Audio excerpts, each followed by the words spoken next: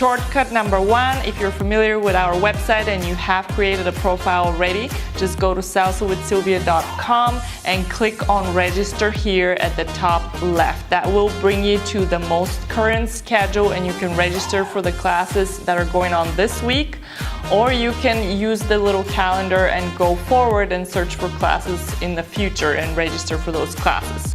If you're not familiar with our website, you will see at the top horizontal menu, it says adults. So when you mouse over that, you will see a drop down that says group classes. So you can click on that and that will take you to the page that will walk you through the steps.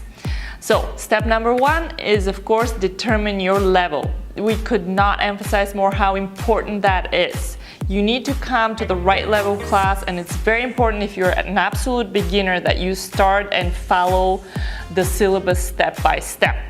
So on that page, when you scroll down, you will see the different levels that we have. So we have absolute beginner, we have beginner level 1, beginner level 2, and then we have intermediate 1 and intermediate 2 for both salsa on 1 and for bachata. So when you determine your level, if you're not sure, you can look at the moves that are listed on the syllabus under each level, and you can see if you are familiar with these moves, if you're comfortable with these moves, and that will help you determine your level.